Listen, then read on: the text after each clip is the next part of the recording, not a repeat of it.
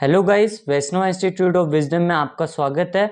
आज हम हिंदी के क्षितिज भाग 2 पुस्तक के अध्याय 4 का अध्ययन करेंगे, जिसका जो नाम है वो उत्साह एक कविता है और दूसरी कविता है उसका नाम है अट नहीं रही है। और इसके जो लेखक है उनका नाम है सूर्यकांत त्रिपाठी निराला। अब जैसे सबसे पहले जो कविता है, इसके जो लेखक है इनका हम जीवन परिचय के बारे में जानेंगे। जो लेखक परिचय होता है, जैसे सूर्यकांत त्रिपाठी निराला, इनका जो जन्म है वो 1899 में बंगाल के महिषापल में इनका जन्म हुआ। ठीक है, यानी ये बंगाल के थे प्रॉपर। इनकी जो मृत्यु है वो 1961 में हो गई। वे मूलतः ना गढ़ाकोल जिला उन्नाव उत्तर प्रदेश के निवासी थे। मूलतः फिर ये वहां रहने लग गए, और जबकि इनका जन्म कहाँ हुआ? बंगाल के अंदर। ठीक है, 9वीं कक्षा तक इनकी जो शिक्षा है वो महिषादल में ही हुई थी। स्वाध्याय से संस्कृत, बांग्ला और अंग्रेजी का इनको ज्ञान था। ये संगीत और दर्शन शास्त्र के भी गहरे अध्यय या ज्ञाता थे।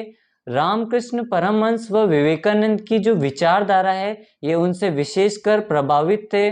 पारिवारिक जीवन जो है इनका दुखों से, संघर्ष से भरा हुआ था। इसी वजह से इनका जो जीवन है वो महान हुआ। और साहित्य मोर्चे पर इन्होंने बहुत ही संघर्ष किया। इनकी जो काव्य रचना है उनका नाम कुछ जैसे अनामिका है, पारिमल है, गीतिका है, कुरुमुक्ता है और नए पत्ते। उपन्यास, कहानी और आलोचना निबंध में ख्याति अविस्मरणीय है इनकी।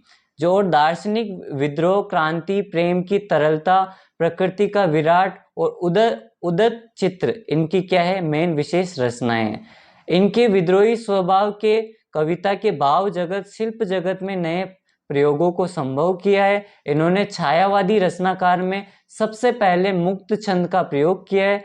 शोषित, उपेक्षित, पीड़ित, प्रताड़ित जन के प्रति की कविता में जहां गहरी सहानुभूति का भाव मिलता है, वहीं शोषक वर्ग तथा सत्ता के प्रचंड प्रतिकार का इनमें भाव मिलता है इनकी कविताओं के अंदर। अब जो अध्याय का जो पहली कविता है वो कविता का नाम है उत्साह। और आपके सामने ये पंक्तियां लिखी हुई है, मैं एक एक पढ़ के आपको समझाऊंगा और इसकी व्याख्या भी करूंगा। जैसे बादल गरजो घेर घेर गोर गगन धराधर हो। ठीक है, ललित ललित काले घुंघराले बाल कल्पना के से पाले, विद्युत छवि उर में कवि नवजीवन वाले, वज्र छिपा नूतन कविता फिर भर दो बादल गरजो। अब इसकी जो व्याख्या होगी वो व्याख्या जो कवि कहना चाहते हैं सूर्यकांत त्रिपाठी निराला, वो ये कहना चाहते हैं कि जो कविता है ना उसके अंदर एक आसान सा गीत के माध्यम से इसको हम समझेंगे। और वो कहते हैं कि ये है ना, इस कविता के अंदर बादल से घनघोर गर्जन के साथ साथ बरसने की अपील की गई है। बादल बच्चों के काले घुंघराले बालों के जैसे हैं जी। ठीक है, यानी जो कवि है वो बता रहे इन पंक्तियों के माध्यम से कि जो बादल है वो बादल कैसे लगते हैं? बच्चों के जैसे काले घुंघराले बाल जैसे लगते हैं।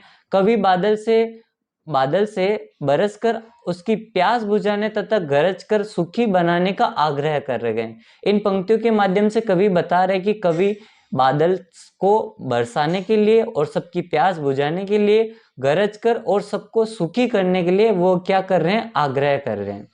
कवि बादल में नव जीवन प्रदान करने वाला बारिश के समान एक भाव बता रहे हैं जो इन पंक्तियों में दिखता है।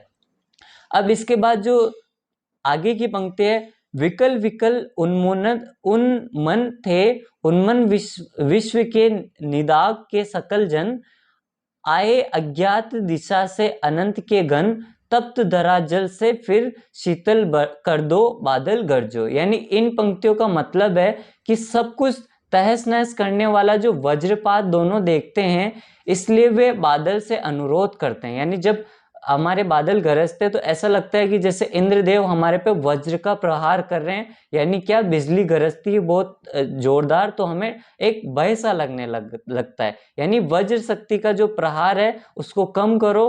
कठोर वज्र शक्ति को अपने भीतर छुपाकर सब जनों में नई एक स्फूर्ति भर दो। नया जीवन डालने के लिए मूसलाधार बारिश कर दो। आकाश में उमड़ते घुमड़ते बादल को देखकर कवि को लगता है कि वे बेचैन से हैं।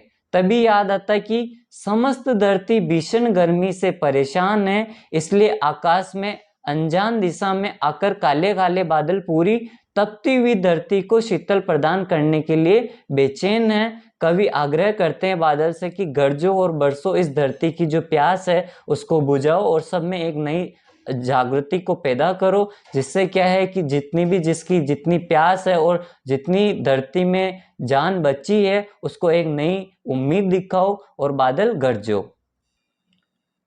अब जो दूसरी कविता है उसका नाम है अट नहीं रही है, यानी इसका अगर मतलब हम समझे तो हट नहीं रही है, इसको कवि ने अट नहीं रही है ऐसा बताया है। अब जैसे जो लाइन है, अट नहीं रही है आबा फागुन की तन सट नहीं रही है, कहीं सांस लेते हो घर भर देते हो, उड़ने को नभ में तुम पर कर देते हो, आंख हटाता हूं तो अट नहीं रही है, पत्तों से लदी डाल कहीं हरी कहीं लाल, कहीं पड़ी है उर में मंद मंद पुष्प माल, पाट पाट शोभा श्री पट नहीं रही है। इसका मतलब ये कवि समझाना चाहते हैं इन पंक्तियों के माध्यम से कि जैसे फागुन का जो महीना होता है वो किसके लिए जाना जाता है, मेनली हम जो जानते हैं फागुन का महीना वो होली के लिए जाना जाता है।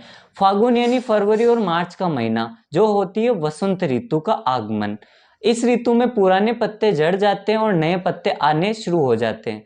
रंग बिरंगे फूलों वाले जो बाग भर जाते हैं, ठीक है, रंग बिरंगे फूल में बहुत सारे जो बाग होते हैं उसमें रंग बिरंगे फूल झड़ जाते हैं क्योंकि नए नए आना शुरू हो जाते हैं। उनकी सुगंध से सारा वातावरण महक उठता है।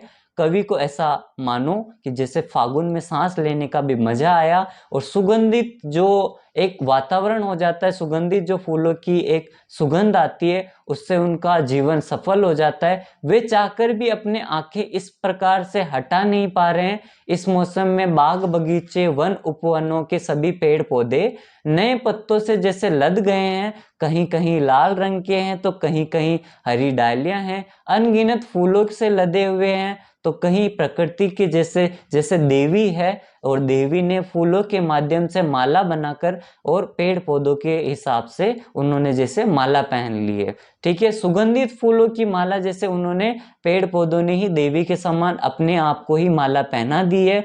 इस सर्वव्यापी सुंदरता का कवि को कहना है कि इस वातावरण ऐसा नज़ारा, इससे मेरी जो है ना नज़र हट नहीं रही है, इसलिए जो फागुन की सुंदरता है उससे मेरा जो मन है, मेरा जो प्राण है वो इतने सुगंधित और स्वरित मतलब हो चुके हैं, इतने सुंदर लग रहे हैं कि मेरी जो आंखें हैं ना वो वहाँ से हट नहीं रही है। यानी इन्होंने फागुन का जो महीना है, ठीक है, जो फरवरी मार्च के अंदर आता है वसंत ऋतु के अंदर, उस वसंत ऋतु में ये बताया गया है कि जो पुराने पत्ते होते हैं वो तो झड़ गए हैं और नए पत्ते आने शुरू हो गए हैं और जो रंग बिरंगे फूलों की माला है, जैसे पेड़ पौधे खुद ही अपनी माला बुनकर खुद ही पहन लेते हैं। और कवि ऐसी ही सुंदरता का वर्णन करते हुए वो कहते हैं कि मेरी जो आंखें हैं ऐसे वातावरण से अट नहीं रही है। Thank you so much.